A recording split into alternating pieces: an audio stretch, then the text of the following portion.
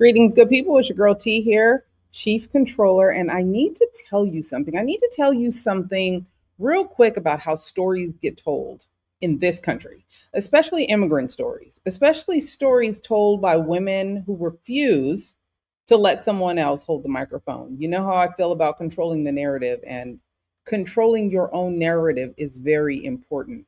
Here's the stat that matters. Listen, only 13% of speaking roles in Hollywood films go to actors from foreign born backgrounds. Did you hear what I said? 13% go to actors and actresses from foreign born backgrounds.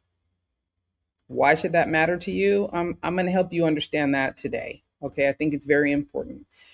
That means if you are Ukrainian, let's say a Ukrainian actress who just landed in Los Angeles with a dream and a visa, the odds are not in your favor. Bottom line, they're just not. The deck is absolutely stacked against you. You need to know that. Clearly, I'm familiar with what that feels like. And the narratives being sold about you, about your experience, about what you look like, what you should sound like, where you're from, they're written by people who have never lived your life, right? There's a lot going on in Hollywood that has revealed the people writing the stories are not a direct reflection of the people that the stories are supposed to be about. That is crazy. But what happens when you refuse to let the narrative get away from you? What happens then? What happens when a woman like Liliia Halushko, Vice Queen of Ukraine, Miss Model of the World Grand Prix winner, hello, that was a mouthful. Let's just say she's well decorated, okay? She sits down with a Hollywood powerhouse like Valerie McCaffrey and says, listen, I'm going to tell my story. I'm going to star in this story, and I'm going to own this story. This is what we're talking about today. This is what the impression is really about, because the film is not just about false impressions. It's about control. It's about the power of a woman who knows who she is. Welcome to Control the Narrative. And let's go ahead and bring on Miss Halushko and Miss Valerie McCaffrey. Y'all know I am fond of the name McCaffrey. I'm sorry, I'm a 49er fan. McCaffrey is one of my favorite last names, so I'll never get that wrong. Okay. But thank you guys for being here. I am so excited, first, to hear about how y'all hooked up and decided to work on this project together. Whoever wants to go first.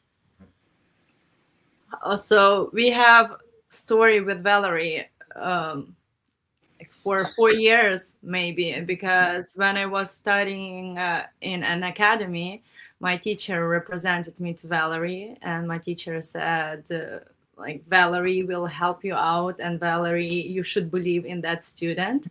So since then, my Valerie is my first and last manager.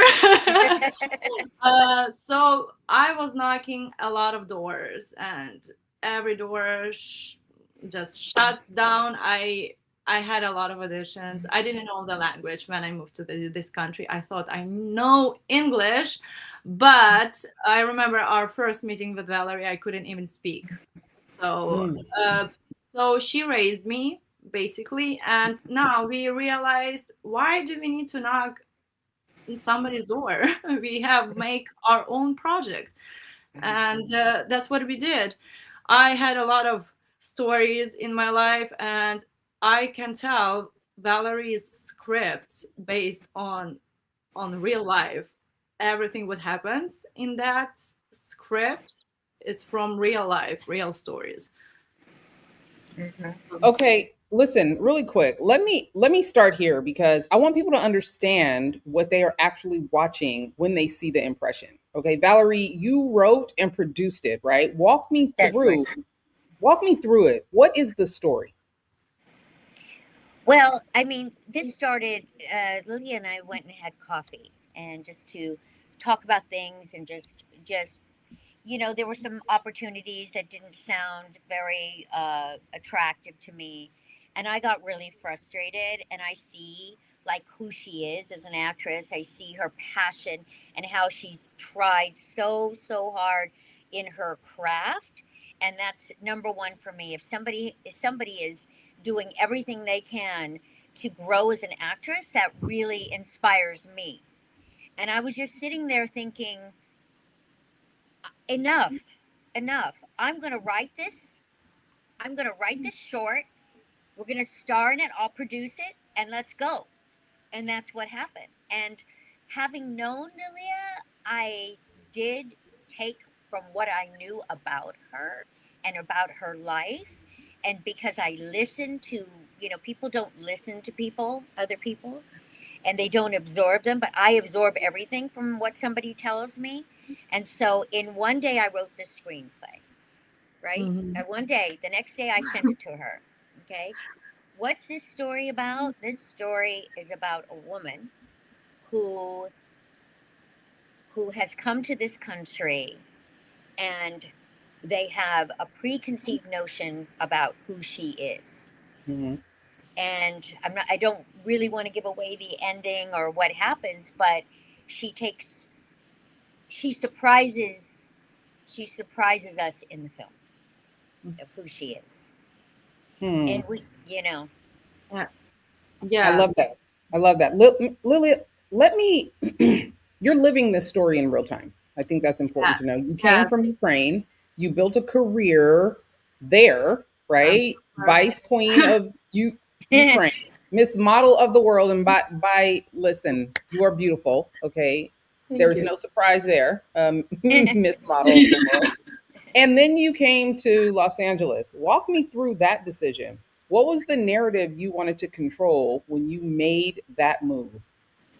To Los Angeles. Yeah. I mean, I was born in a very small town. You can count it as a village. And when I was milking my cow, I decided I want to change my life. I can't say that I had very happy life in my school time. I was tall in my village, very skinny, very tall, and like kids, like everyone makes fun of a tall kid, and I felt that it's not my place at all. And I was watching TVs, movies. I wanted to be in entertainment business, and that abusive childhood, like school time, I was so insecure.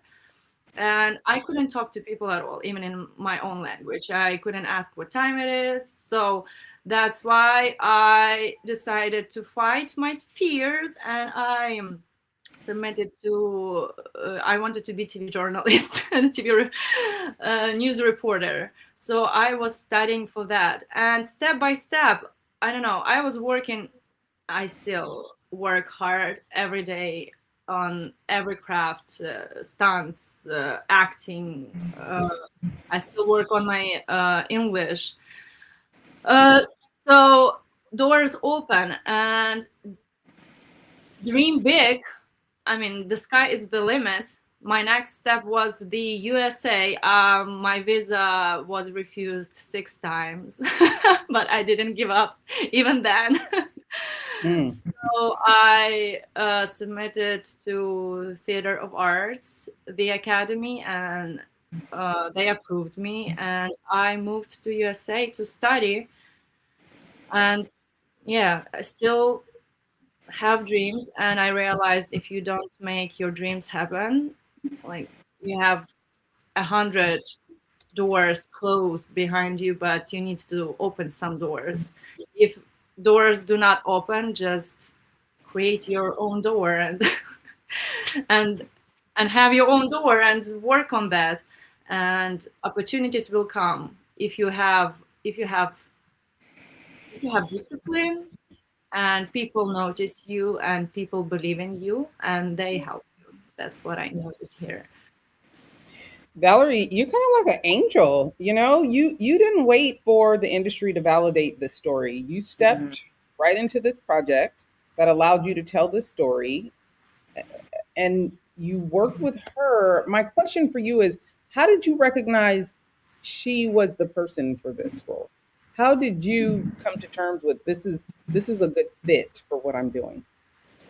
How did you see Well, that? I think it was like I wanted to create a vehicle for her so that she could use this vehicle either to make this into a feature film with her starring in it, or a vehicle for people to see her talent. When But my we question first, is really quick. My question is why her? Like, what was it about her that you decided this matters? Because I think it's hard for people sometimes to see their own um, Talent. uh, illuminating qualities. You well, obviously saw something that said, you know what, this is a fit. This works. well, it's probably 35 years of casting, Hmm. and 122 movies that I've done, that I can honestly say that I have an instinct for this.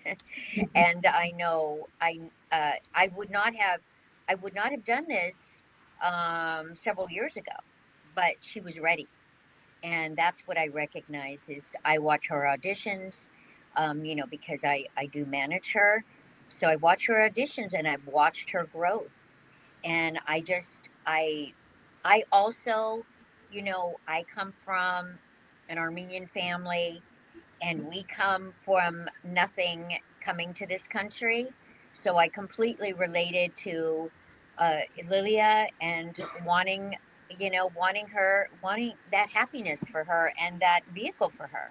So, so that was the reason. It's talent. It's commitment. I saw the commitment in her. I saw how hard she works. I saw her growth, and she's not too bad to look at either. So there you go. You got all these elements. Same. I saw that, but I want to. Okay, that's great. And the more I read about you, the more I'm like, she's so amazing. Oh my god, she's wonderful. She knows her stuff. But here's where I want to go just a little deeper, Valerie. And I'm going to ask you this as someone who has worked in the industry, Hmm. and someone that loves film. I love film, a great production. You are literally, though, deciding who gets to tell their stories, who gets to be seen, who gets to represent entire communities, who gets to represent experiences. Like, how much of your job is actually about narrative control versus just finding good actors? Yeah. So what you do in when you start out as an artist is to always go after your low hanging fruit, Hmm. and capitalize on that low hanging fruit, and that opens up windows and doors for you to experiment with uh, other roles and other things that you want to do in the community, but recognizing where you're at, where you want to go, and how you're going to get there. So it's all based on strategy, and some people call it the long game. That's what I call it. I call it the long game because in as an artist, there is no short game. There's a long game, and there's a strategy. And yes, I made that decision based on Lilia. I saw this this young beautiful girl who works really hard, and I said, you know what? We all respect people that work hard, right? And are committed. And so that's what drove me to be in Lilia's Quarter. Lilia, this story is very fitting of you, but I want to know what else you had to do as an actress, as a professional, to prepare and execute the role the way that you felt like it needed to be done. I get myself ready every day, even besides that role. But I mean, I do martial arts. I train it almost every day. I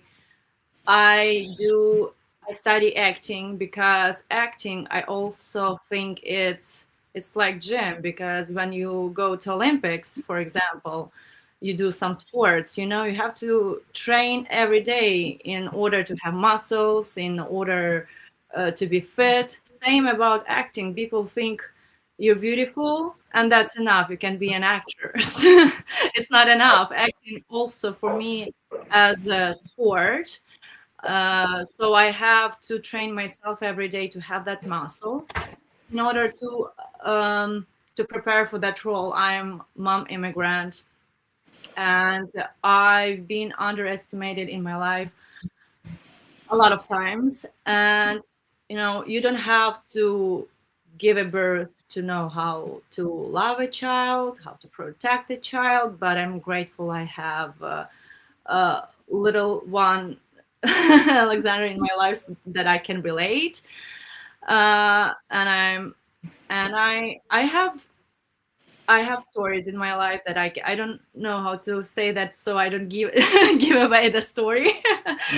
But my life is interesting. I have a lot of stories I can relate, and I'm full of. I mean, I have my own journal of all emotions. I can just go deep. Yeah, I mean, it's not only work before you get the role. It's work every day that nobody sees. You can just from nowhere, oh, I got the role. Give me 2 weeks, I'll be ready. You have you have to work. You have to be ready in order to get the role. You And know, Liliia, go ahead. one other thing, I always find that when people, actors, actually go through some sort of suffering, that they actually go through some more bad experiences, that they actually become more interesting actors. Like the struggle makes you grow as a human being, and you tap into it. A person living in a glass house and having maids, wait on them hand and foot, will never know what it's like to be hungry. And so, as an artist, you need to experience life at its sometimes at its worst, and you can always use that in your craft. I love that. I can definitely respect the level of dedication you have to mastering your art. But let me ask you both this, because we're in a moment where the internet is driving narratives at lightning speed, and we know that. False impressions are being created and spread faster than anyone could actually keep up. It's crazy. Social media is real time narrative warfare sometimes. How do you navigate that as an artist? Like, how do you stay in control of your own story when the world is literally trying to write it for you? First impressions are powerful and they are incomplete. Every human being has a story that you can't see. Everyone wears mask, and like there's 100% of the truth behind that mask, and you never know. You can't just trust your instinct. I mean, I've had a lot of stories in my life, so I just don't trust anyone. What? Actually, Well, especially after that film, I'm very careful. I'm very careful. Who would I trust? Because danger rarely announces itself. It usually comes with a smile, and everyone is smiling and nice person, and you want to trust everyone. But if you trust, and a few days longer, and they snap, people change. So I don't know how to put that filter, but I'm real. I don't have a mask. Sometimes, but I'm not a bad person. And you are lucky if you don't meet bad people in your life, because everyone, very lucky. yes, here that's why also we decided to do a lot of scams. They play nice. They look at you. They smile to you. They say nice things to you. They wait for the moment when you're vulnerable. And when you're vulnerable, you're immigrant. Even strangers smile can feel like your home, your safe place. So I don't know how to put that filter. I always want to trust, but after making that film, oh, I have to. Well, I had when I was in right when I was about ready to graduate college, I was working at as a waitress at a diner in Beverly Hills. And I think, I was looking at, what in, the impression and all of this, right? How did I write this so fast? I think God also helps, but because I think there's I think we make movies for a plan, for a message, right? But there's this three people that used to come into the restaurant, and I was actually, and they used to come in all the time, and very friendly and nice and everything, and I was just this young, very, my eyes were wide open, wanting to get into the industry, and I fell for a plot for me to be set up, Mm. and I was attacked. Luckily, I fought him off, and I said, "Is there a God? If there's a God, bring him in." And he goes, "No, don't bring God into this." I said, "I'm going to bring him in," and he stopped. But I got bruised and I did all that. So in this story, there is a part of that emotionality that I was feeling when I was writing it. Looking back, you look at your past experiences and you go, okay, why did I, how did this all come about? So I think I had a lot of that energy that wanted to tell that story. Because Ooh. what is it? 7 out of 10 women by the time they reach 22, 23 years old have been attacked. Been attacked. Mhm. Is that crazy or what? So, we're telling that story too, but we're mostly telling, and the vulnerable, when you're young, you're vulnerable, So mentally you're, and you're physically. dumb, you're dumb, young and Hmm. dumb, you know, um, so that's it. But she in our story, she handles. Yeah. When we watch, and without uh, divulging too much about the movie, when we watch a lot of, I won't say violent, but we're boxing fans. We're like fight boxing fans, right? Mhm. And every time we watch one, I don't care if they were kids or Rocky, like UFC, whatever. And then we always feel like we need to go work out, like right after. Lily is making me feel like I need to go back to the gym. Okay, let me get back at it real quick. Well, Let me she's get in back the at I gym. She's in the I gym right hope. now. it. Right.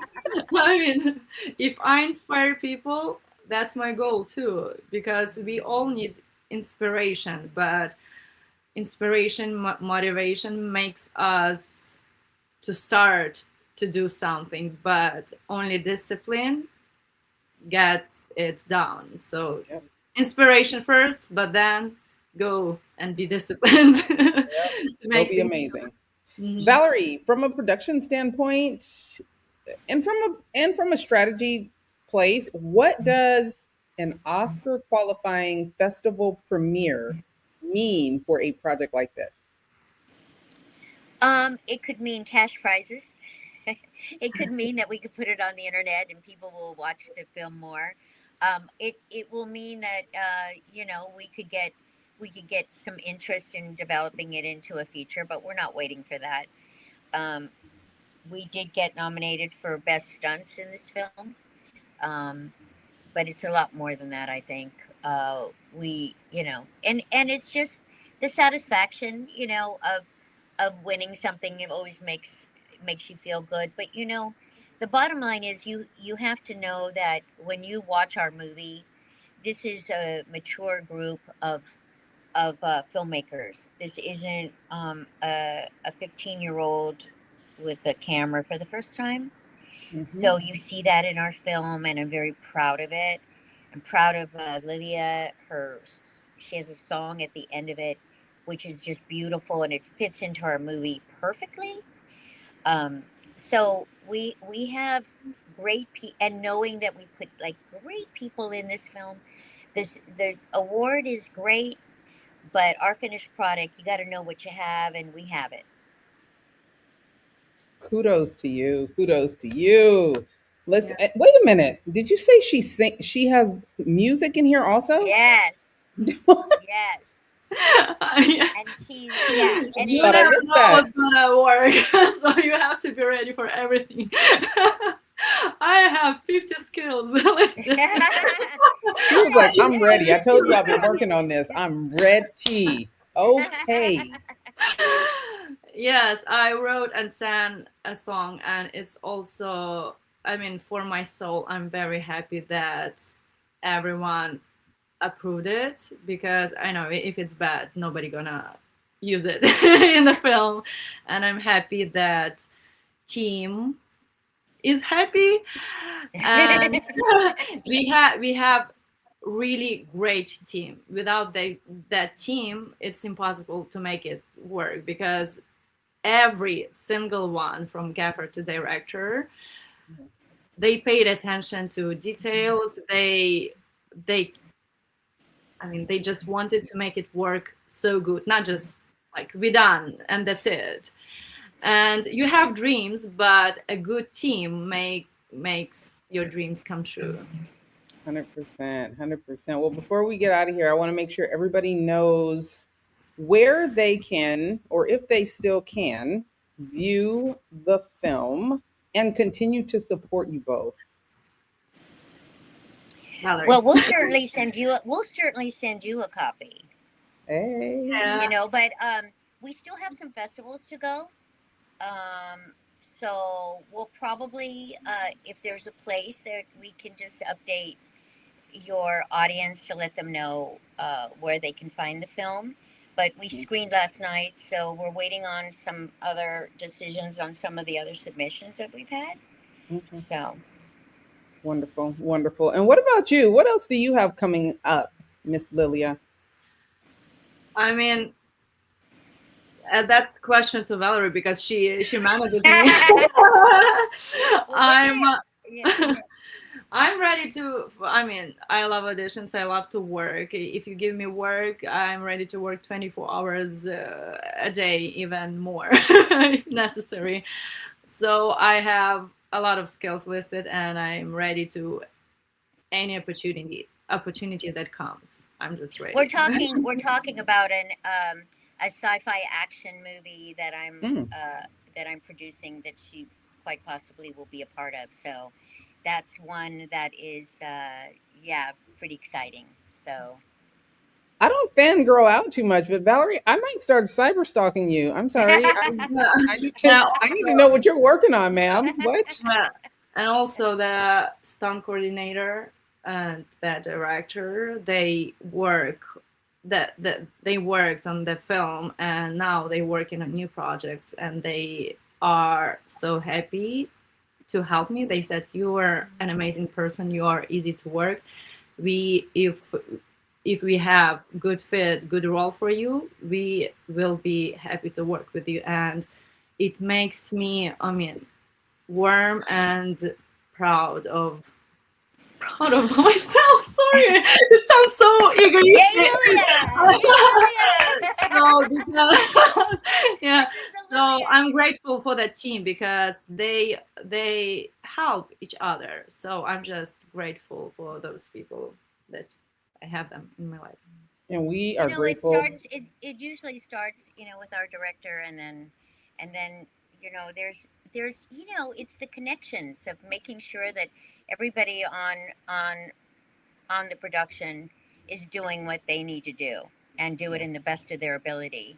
And because I've been in the business for a long time, they know I'm not just coming in with no knowledge and no, like, I want the best.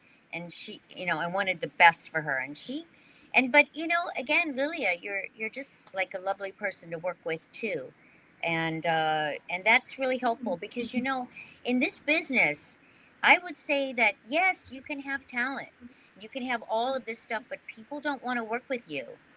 They'll pick somebody else. And that's, people don't realize being easy to work with and being collaborative is so important. And that's what you have. And that just makes it easier for everyone, Thank you. Yeah. I love that. It's the Absolutely truth. love that. Yeah, I realized here when I moved that even when you have talent, it's not enough. You have to show your talent to somehow to people, because nobody wants to work with you if you have no credits, if they didn't see your work. But in order to make some, I don't know, clip, something to demo reel to show to the people, you have to work with someone, but nobody wants to work with you because they haven't seen anything. So how is it possible? It's like that circle. you can't get out. Yeah, it's a chicken or the egg, It's a chicken or the unfortunately. egg. Yeah, and they don't like just regular demo reels from some productions. It looks fake. So they want to see your real job in real film, in real movie. So, and nobody wants you because you have no credits, and like how to break these ice. So Well, the wonderful thing is you've broken the ice. You have people that are cheering for you. You definitely have a manager that knows your lane and your talent and your abilities, your capabilities, and your work ethic. That is a big deal. Yeah. That is a huge deal. So now we ain't even got to worry about the chicken or the egg for you. Now it's just upwards. Now we just climbing. Now we just looking for a president of the fan club. Like we're moving on to other things now. But I want to thank you guys for being here. So here's what I want people to understand. The Impression is a film. Yes, it is a story about false impressions and what happens when we make assumptions about people based on surface level information. But more than that, it's a masterclass of narrative control. It's a masterclass in a woman saying, this is who I am. This is my story. This is how I'm going to represent, and I am not waiting for anyone to give me permission. I want y'all to understand that. Valerie, thank you so much for producing this film. Thank you for tapping into yourself to show us how powerful even shorts can be. Thank you for recognizing the power in Lilia's story and making space for her to tell it. Like, that is a big deal. That is a gift. And Liliia, thank you for coming to the United States with a dream and a refusal to, let the industry write your story. That is a lesson for so many people. And if you guys missed HollyShorts, I want you to keep your eyes on this project. She's going to keep me updated, and I'm going to make sure y'all stay updated because I promise this is one to watch. Keep your eyes on it, ladies, because this is what it looks like when control meets narrative. Narrative control. That's what I'm on. So we in the right place. Now, let me tell you what you need to do. Go to YouTube. Make sure you subscribe to Control the Narrative and all the things on Substack. We are always going to make sure you stay updated and bring you things to help you understand how to control your own narrative. That is so important. And I'm going to keep on at it until you recognize controlling your narrative is it's just everything. It really is. So control the mic, control the narrative, control the room. And if you don't, the streets will, and it will not be in your favor. Thank you, ladies, so much for being here. And best of luck. Keep me posted. You got a new cheerleader. All right. Thank you for having us. Absolutely.